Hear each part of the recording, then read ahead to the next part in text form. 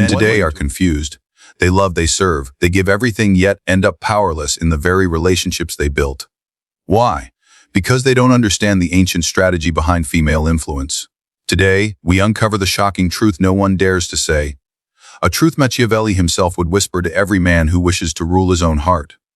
Power, my dear listener, does not always roar. Sometimes it whispers in the corridors of desire, behind gentle eyes and measured words. The greatest power is not the power that commands armies, but the one that shapes the will of those who do. And among all the cunning forms of human influence, there is none so profound, so quietly formidable, as that possessed by women. From the courts of Florence to the palaces of France, I have seen rulers fall not to the sword, but to a smile. I have seen kingdoms guided not by decree, but by the hand that caressed the king's shoulder at night. The hidden nature of female power is not found in rebellion or strength of arm. It lies in persuasion, intuition, and the delicate mastery of perception. While men have long sought to conquer the world through force, women have learned to govern it through subtlety. They do not march into battle. They make the warrior question whether the battle is worth fighting at all. Observe carefully, and you will see the woman who understands her influence does not need to shout, threaten, or demand. She plants an idea with a look, a question, a sigh, and lets it bloom inside the man's mind until he believes it was his own. Such is the art of invisible power. It is not declared, it is suggested. It is not fought for, it is offered, like honey to a bee who never suspects the trap. Modern men often mistake gentleness for weakness, yet they fail to see the centuries of strategic instinct behind it. For while men learn to build cities and wage wars, women learn to navigate the rulers of those cities, to guide those who wage those wars. A man may claim to lead, but he often leads in the direction gently tilted by her hand. And what makes this so remarkable is not deception, but genius. For the woman's power lies not in domination, but in influence so natural it appears innocent. Think of Cleopatra, whose beauty was merely the mask of her intellect. Think of the wives of powerful merchants in Florence, whose whispered opinions reshaped fortunes. History forgets their names, yet remembers the empires their influence built. The world praises the conqueror but forgets the one who convinced him to conquer. This is the hidden architecture of female power. The unseen foundation beneath every throne. Women have long understood that to survive in a man's world, one must not challenge its strength directly but redirect it. To oppose brute force is to lose, but to guide it is to rule from behind the curtain. She who understands this truth does not compete with a man's ambition. She simply learns how to aim it. This art is not written in books nor taught in schools. It is ancient, instinctive, and often denied even by those who wield it best. Men fear being controlled, yet they rarely see how easily they surrender their will when they believe they are leading. The woman who understands this paradox commands a kind of respect that no law can grant. She does not rule through position, but through perception, through the art of being both seen and unseen. Every gesture, every silence, every subtle withdrawal becomes a message. To the untrained eye, it seems random. To the wise observer, it is orchestration. You see, power wears many disguises. In the hands of men, it takes the form of crowns, armies, and wealth. In the hands of women, it becomes something far more elusive, the ability to shape emotion, to bend decisions without appearing to do so. Theirs is a sovereignty of the unseen. It moves beneath reason, beyond logic, straight into the realm of desire and instinct. A woman need not force a man to act. She need only make him want to act, and he will believe it was his own choice. And here lies the most brilliant deception of all, that she does not appear powerful. Her power is hidden precisely because it must be. If it were visible, it would be feared, resisted, attacked. But hidden it thrives. It passes through hearts like a silent current, changing their course without ever revealing its source. The wise among women understand this. They do not seek validation for their influence, for recognition would weaken it. They prefer to let men believe they are in control, while quietly adjusting the direction of their steps. Power, after all, is not about who commands.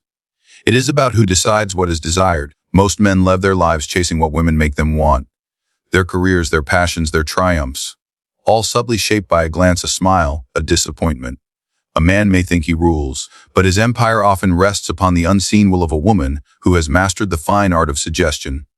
To understand women, one must abandon the naive belief that power must be loud. Their strength lies in silence, their strategy in patience.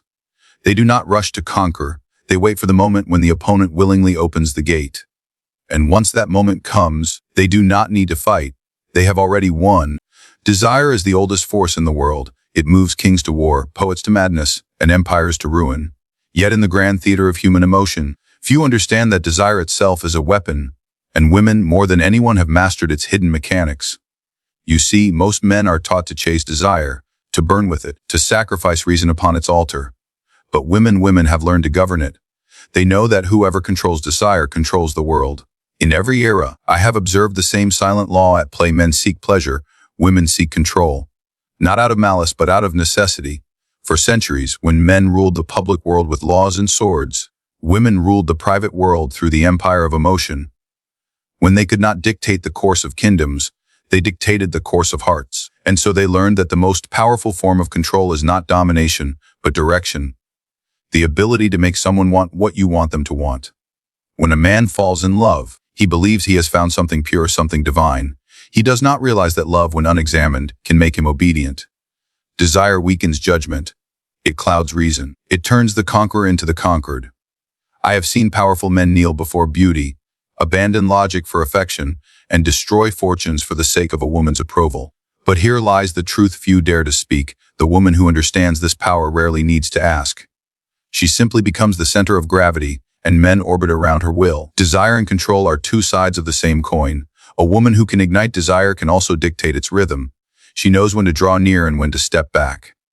Each glance, each moment of silence, each gesture of indifference, all part of a delicate choreography designed to maintain tension. For desire dies when it is satisfied, but thrives when it is restrained. And thus, women who understand control never give fully, they give just enough to keep the flame alive. It is not cruelty. It is strategy.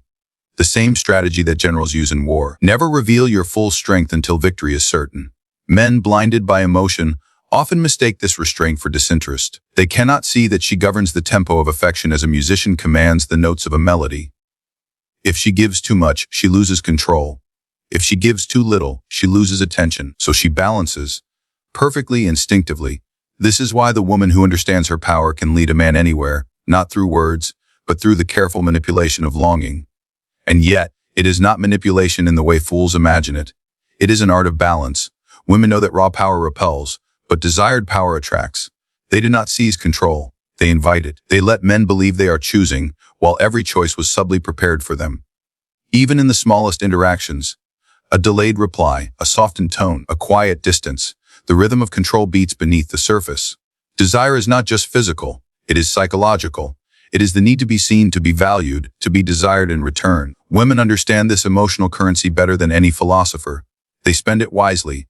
A man's attention, once captured, can become the most valuable resource in the world. And so, women have learned that to hold control, they must remain the mystery. For mystery sustains desire, and desire sustains power. When a woman makes a man question what she feels, when he cannot fully possess her, his mind begins to fill the silence with imagination. And imagination, my friend, is the most potent servant of desire. The man begins to shape illusions, to chase meaning, to prove his worth, not realizing that the game is already hers. The more he seeks to define her, the more she defines him. That is the true reversal of control, when the seeker becomes the one being led. In politics, the same principle holds true. A ruler who can awaken hope and fear alternately will keep his people loyal. A woman who can awaken passion and uncertainty alternately will keep a man devoted. Both play on the same human weakness, the craving for emotional equilibrium that never comes. Desire without control burns too fast. Control without desire freezes the heart. The mastery lies in weaving both into one. I have witnessed men who believe themselves powerful crumble under this delicate web. The merchant who built ships for a woman's admiration, the nobleman who risked his inheritance for her approval, the artist who painted his soul upon her name. All enslaved not by command, but by longing. For when a woman captures a man's desire, she captures his attention, and once she owns his attention, she owns his direction. It is a paradox few understand that in yielding to desire, men surrender their will. Women, in turn, by governing that desire, claim their silent dominion. The wisest among them do not exploit this power recklessly. They use it as leverage, as protection, as survival. But whether by design or instinct, the result is the same.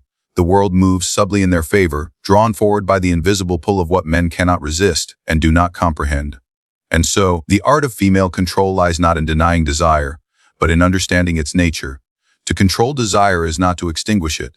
It is to channel it, to turn passion into persuasion. For those who can command what others crave need no army, no title, no crown in the affairs of men, power often wears the armor of politics and conquest. But in the affairs of desire, it hides beneath the softness of attraction, a far more cunning and subtle battlefield. Most think attraction is a matter of beauty or chance, a spark born from fate. But I, who have studied power in its purest and darkest forms, tell you this attraction is strategy. It is negotiation disguised as emotion. It is politics played not with armies or decrees, but with glances, tone, and timing. A woman's beauty may catch the eye, but her understanding of attraction captures the will. You see, attraction is not merely about drawing someone closer. It is about directing their focus. The one who commands attention commands behavior. In every court and every household, I have seen this truth unfold. Men compete for affection as rulers compete for territory, and women who grasp this dynamic rule without ever declaring war. They know that attention is the first form of allegiance. Once they hold it, influence follows naturally. Attraction operates through contrast. The dance between what is shown and what is withheld. The wise woman knows that too much openness breeds complacency, while mystery keeps desire alive. She moves not as one desperate to be seen, but as one already worthy of being sought. Her silence, her restraint, her unpredictability. These are not flaws but tactics, for attraction thrives on uncertainty, and uncertainty breeds obsession. The moment a man feels he fully understands a woman, his fascination begins to fade. Therefore, she must remain partly unknown, just beyond comprehension, like a riddle that cannot be solved. This is the first political rule of attraction: never allow the other to feel certain. Certainty breeds indifference, and indifference is death to power. The greatest leaders keep their subjects guessing. So too do the greatest seductresses keep their admirers longing. The politics of attraction mirror the politics of the state. Promise enough to inspire hope, withhold enough to maintain pursuit. Every empire, every romance, is governed by the same balance between desire and denial. Most men approach attraction as a hunt, believe in themselves predators. Yet they fail to notice that the woman who truly understands her allure is the one designing the terrain. She decides where the chase leads, when to appear vulnerable, and when to vanish. She transforms her presence into both invitation and illusion. Her charm becomes diplomacy. She offers affection like a treaty, making others believe they are winning while she secures her position. This, my listener, is how attraction becomes political. Not in the sense of deceit, but in the mastery of influence over perception. A woman may never lift a sword, yet through attraction, she can command armies of emotion. Look closely, and you will see how many decisions in history were guided by affection disguised as reason. Kings waged wars to impress, poets defied death to please, and empires shifted under the gaze of one enchanting glance. The court of love, though invisible, is as ruthless as the court of power. Every smile is a negotiation, every touch a declaration, every silence a test of loyalty. Attraction, like politics, depends on equilibrium. Too much dominance repels, too much submission destroys respect. The woman who understands this balance can hold her place indefinitely, neither chasing nor fleeing, but moving in deliberate rhythm. She becomes not just an object of desire but a force of gravity. The man, believing himself free, begins to revolve around her. His thoughts, his choices, his emotions, all drawn by an invisible pull he cannot name. And the most masterful among women never abuse this influence. They use it to shape their world quietly, to gain advantage in a realm that often denied them open power. In the politics of attraction, beauty alone is never enough. Beauty opens the door, presence keeps it open. There are women whose features fade but whose aura lingers.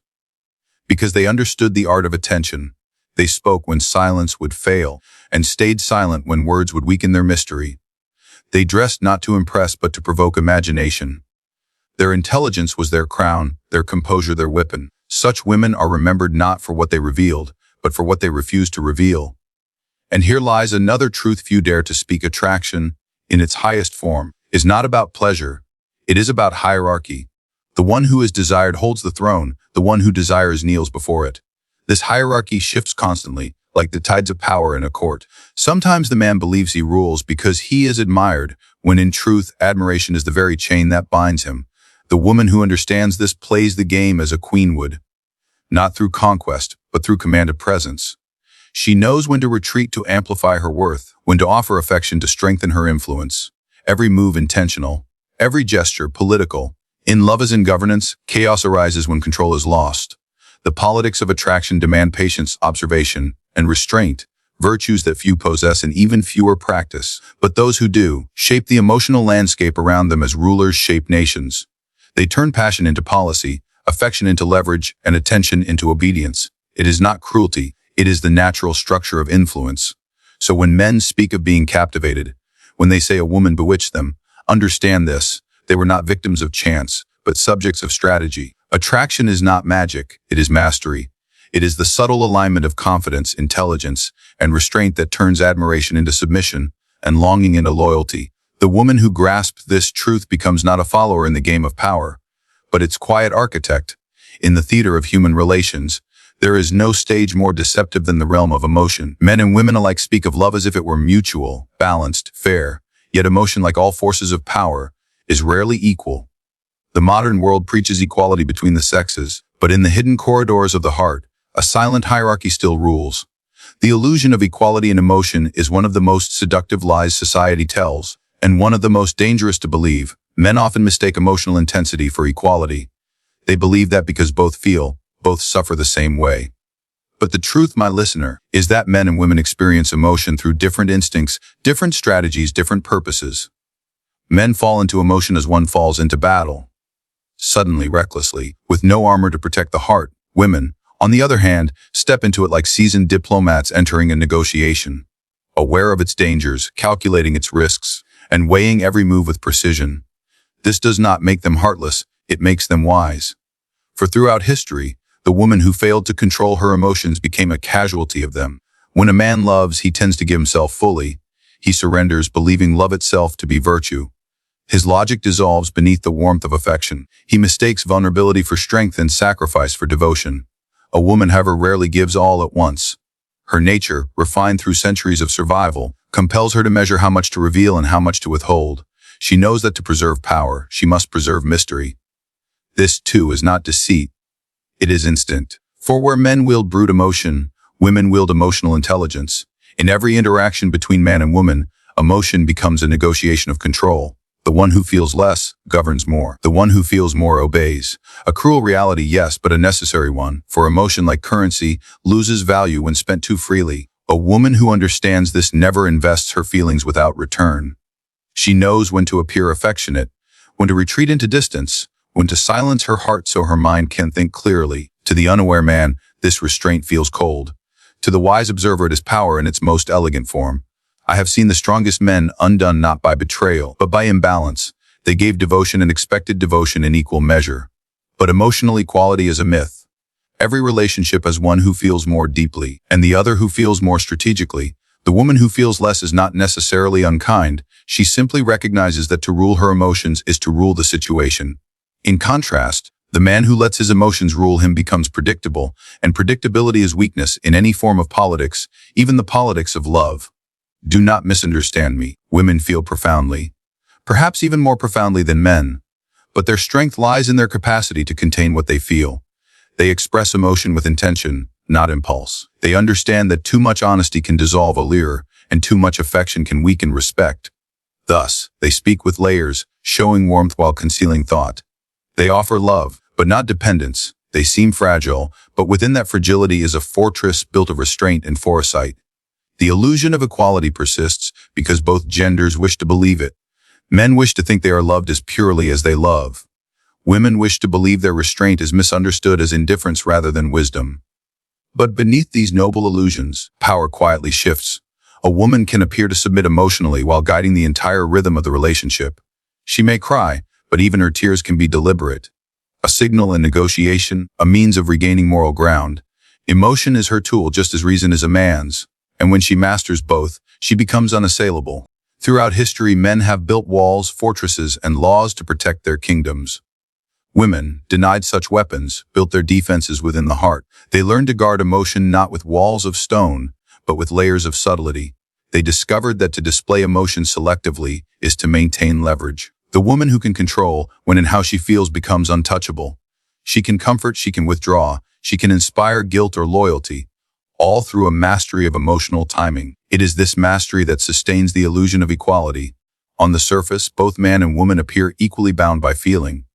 In truth, one commands while the other serves. A man's emotion consumes him, a woman's emotion guides her. He acts from it, she acts through it. And so, in every great romance, there exists a silent strategist. The one who understands that emotion, when disciplined, becomes influence. Many men fall victim to the belief that emotional transparency is virtue, that to show everything is to prove sincerity. But the woman who reveals all loses her mystery, and the man who reveals all loses his power. Emotion must be governed like a kingdom, ruled firmly, expressed wisely, concealed when necessary. The woman who masters this is both queen and diplomat in the realm of feeling. The man who fails to recognize it becomes her subject, willingly, unknowingly. Equality in emotion is an illusion because emotion itself is not neutral. It bends toward whoever wields it best. The same love that uplifts can also manipulate. The same empathy that heals can also control. The wise woman understands that balance is not granted by fairness, but by perception. She appears equal, even yielding, while quietly steering the course. And the man, believing in the nobility of shared emotion, mistakes partnership for parity, never realizing that love, like politics, is always ruled by the one who understands its laws better. Power, my dear listener, is not confined to thrones, crowns, or armies. It flows through hearts, through words unspoken, through glances that shape destinies. Men have long believed themselves the rulers of the world, yet in truth, they have often been ruled by the quiet hands that guide from the shadows. The shocking truth about most women, the truth no one dares to speak, is that their strength lies not in rebellion, but in mastery. They do not demand control, they become control. In the hidden dance of life, women have refined influence into art. Where men conquer through action, women conquer through intention. They move the world not by shouting, but by whispering to its rulers. Every act of persuasion, every spark of attraction, every restrained emotion is part of an ancient strategy, one that turns desire into obedience and affection into direction. This is not manipulation, it is survival dressed in elegance, wisdom woven into instinct. You see, while men often chase power to command others, women understand power as the ability to command themselves. That is their greatest weapon, the self-mastery to remain calm when others rage, silent when others reveal, composed when others collapse. In every era, the woman who understood this truth became the unseen author of her fate, and sometimes of the fate of nations. The world praises the kings who build empires, but forgets the women who built the kings. Their power is quiet but eternal. Their influence invisible yet inescapable. And perhaps that is the greatest secret of all. That what is unseen moves what is seen, that what is soft bends what is strong, and that those who understand the nature of desire, emotion, and perception hold the keys to every kingdom, even the kingdom of the human heart.